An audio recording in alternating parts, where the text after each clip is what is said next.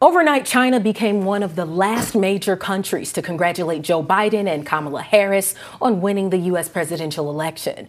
Many U.S. allies expect the incoming administration to reverse course quickly on parts of Trump's foreign policy agenda. Biden pledged to rejoin the Paris Climate Agreement, work more closely with other countries to combat COVID-19, and revive the Iran nuclear accord. And joining me now to discuss what U.S. foreign policy might look like under a Biden administration is Bloomberg's UN correspondent and international government reporter, David Weiner. David, thank you so much for being here. Oh, great. So let's start with relations between China and the U.S. We know there's been a trade war going on since 2018, back in May. What can we expect under a Biden administration? What may change? Unlike Trump, Biden is actually quite well known in China. Donald Trump was an unknown quantity, right? Biden has a long history of advocating for some level of, ties with China. Mm-hmm. But of course, what's happened over recent years is there's been a shift in the Washington consensus, right? There's a bipartisan shift against China and, a U.S. Belief that China is a direct threat to the American-led world order.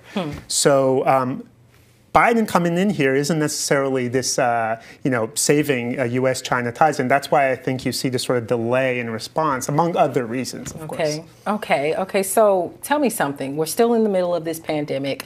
And, of course, we know that this is a day one priority of Joe Biden. He's already said this. How do you think he may build international efforts around this?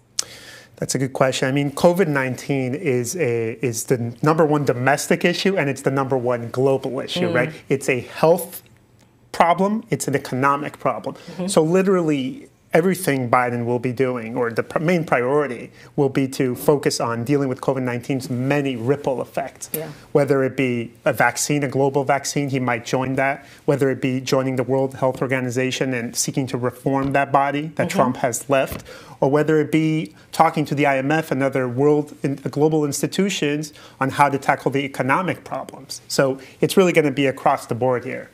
Now, I want to talk a little bit more about different things that the president has pulled out of since he's been in power, like the Iran nuclear deal. It's another big issue facing Biden's administration, and it's been a crutch, or not a crutch, it's been a stumbling block as U.S. allies struggled to keep it alive. What do you think may be a path forward for the Biden administration to try to regenerate this relationship?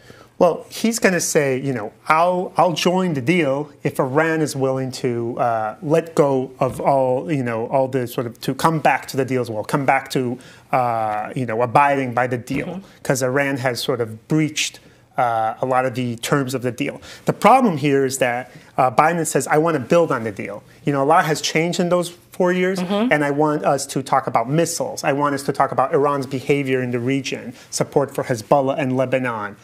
In Yemen, Iran's role there. And Iran says, no. You want back on the deal? We'll go back to the deal.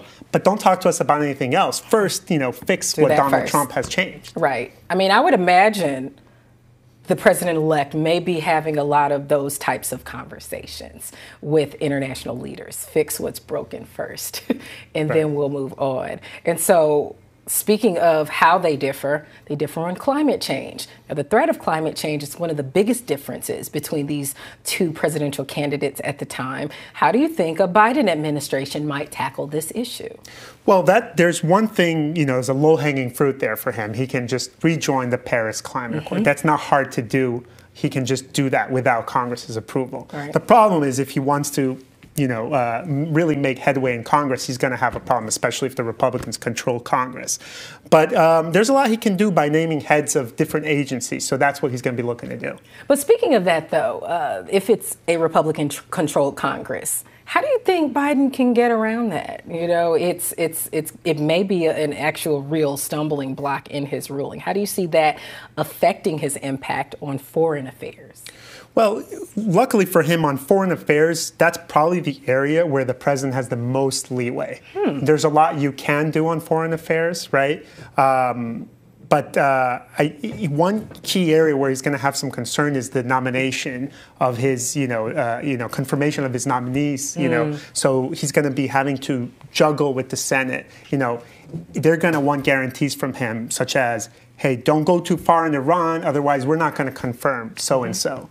Or they're going to be looking at some of those people he wants to run these agencies, and if they look too far to the left, too soft on Iran or too soft on other priorities for the Republicans, they might block those nominations. There's going to be some give and take there.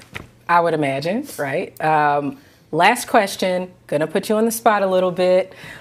Which one of these issues of foreign policy should be the very first that he tackles, that President-elect Biden tackles? Is it coronavirus or is it anything else?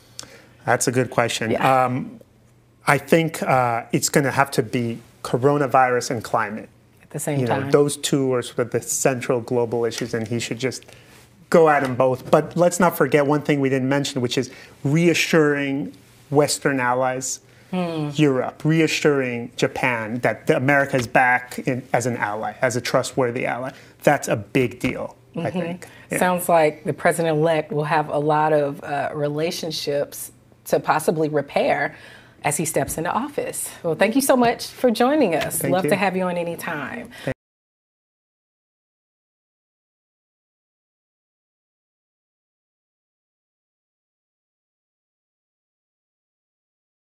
The biggest stories the moment they happen from around the globe. Subscribe to Bloomberg Quick Take now for insight in an instant.